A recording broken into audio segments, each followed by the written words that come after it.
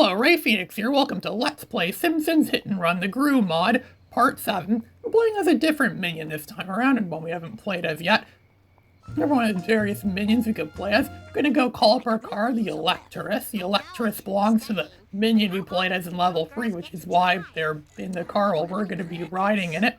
In this game, if you select a car and that character, and it belongs to a character, and that character isn't anywhere else in the level, they'll appear in the car driving it. Apparently that was the game makers or people at Radical that made this game. It was their way of compensating for the fact that there aren't as many characters you could play as in this game, because they want to put more characters in this game apparently, but they weren't able to do that, so they just kind of did like, okay, we'll just ride like in Simpsons Road Rage and you get rides around the town.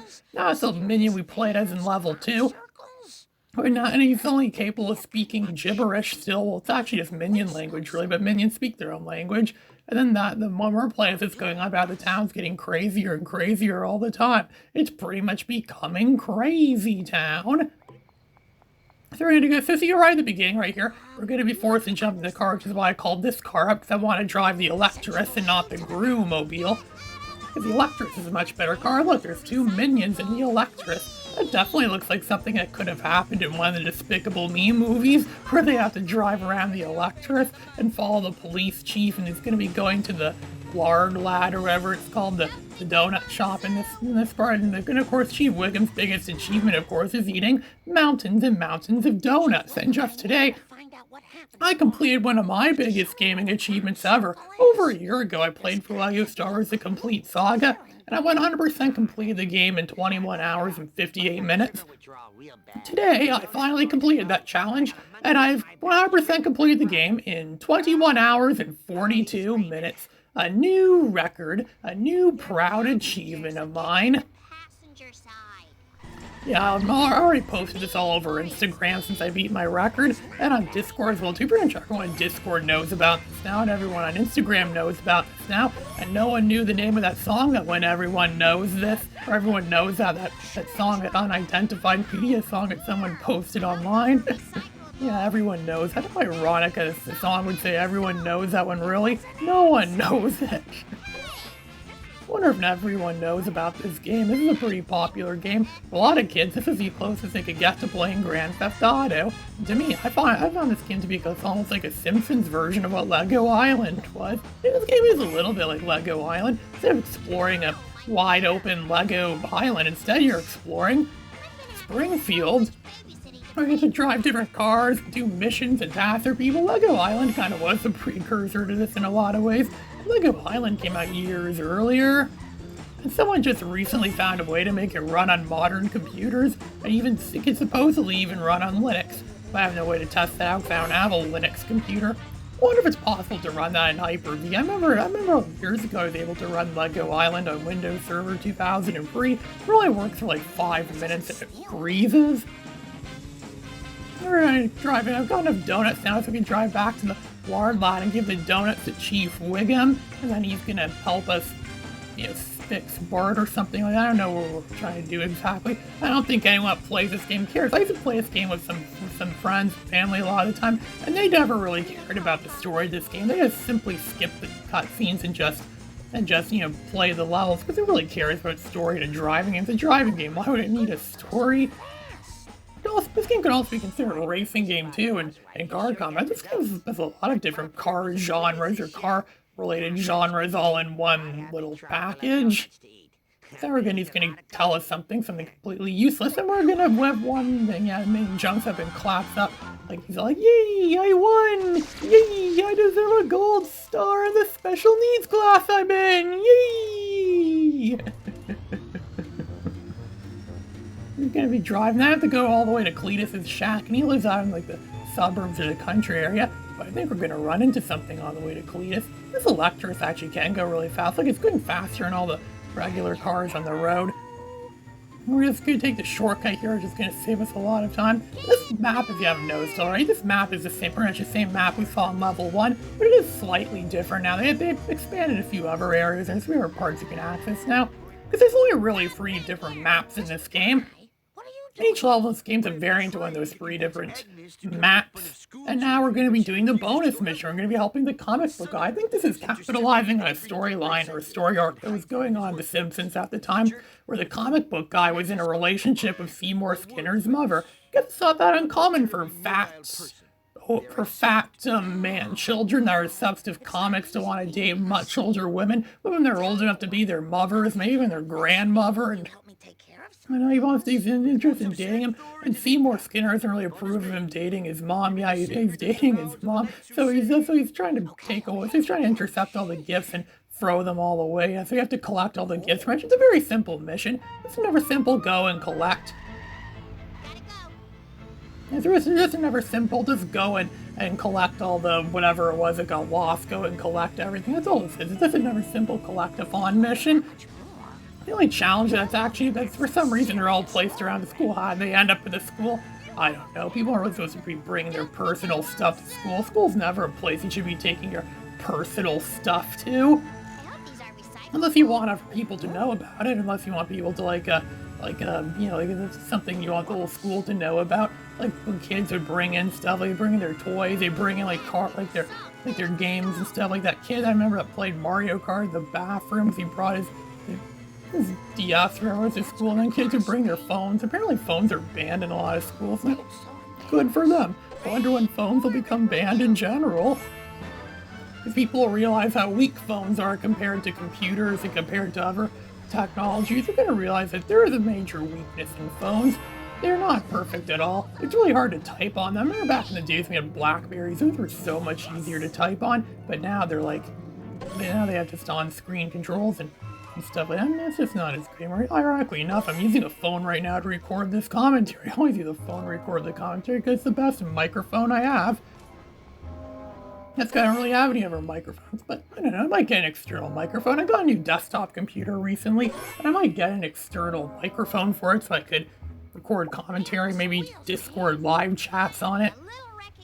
Yeah, I probably will get one of those eventually, but I don't really need one of those right now. I might get something when you're not going to need it eventually, or whatever it is. I don't really know about that, but now we're going to have to race back to where the comic guy is, or just speeding in this Electris car, whatever it's called, is driving fast and speeding and crashing through that glass over there and hitting stuff on the streets as always and collecting coins from it. Yeah, I already have like over 1,300 coins, and most of that's probably just from running stuff down on the streets. It's a slow way to grind for coins. It's really painful to get a lot of coins in this game. So 100% completing this game really is a pain. I wonder how 100% speedrunners would do that. Are there even 100% speedruns of this game? I don't know. There probably is. I mean, there's a whole website that details speed runs of all kinds of different speed runs and whatnot. All over the people submit their speed run records and stuff online. They're like, I unlocked the Kremlin, comic book guy's car, the Kremlin. But we're not going to drive in that. We're going to still stick with our Electris car. Because it's better than the comic book guy's car. Come on, you really want to drive a car? It probably smells like Taco Bell and nachos and cheese and stuff from all those Battlefield, what was it called, that Battlestar Galactica marathons that he has, or that. He probably drives through there a lot. Then he ends up having to go to the emergency room because of his marathons that he has. Yeah, now we're going to see Cletus now, and he's probably going to tell us give us some sort of task we're supposed to do. It's probably going to involve collecting stuff for him, or something, or maybe it involves, a redneck roundup. Yeah, we're gonna have to be rounding up stuff, follow Cletus and collect his stuff. Yeah, because his truck is so badly designed that stuff falls off. Where'd you get that from? I don't know. It fell off a truck. Where'd you get that from? I don't know. It probably fell off a truck. He's been driving it very rarely. It's really dropped stuff. They drive surprisingly fast. And then we have the Electris. The Electris is really good at following him and collecting stuff.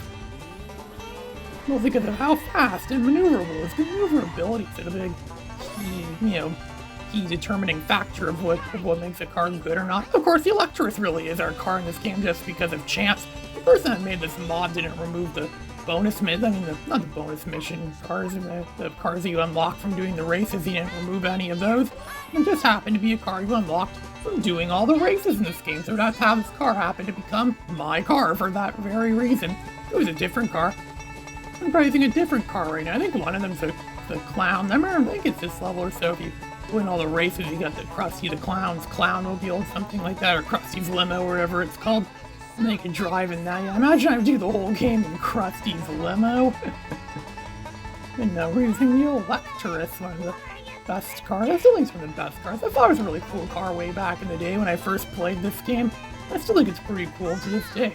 And now it's serving a very different purpose. I know there's one part around here where you have to drive up a ramp and land a car on it, and then you have to jump on the car and jump off it to collect the Buzz Cola card or whatever it is. Like using a car as a step ladder or something like that.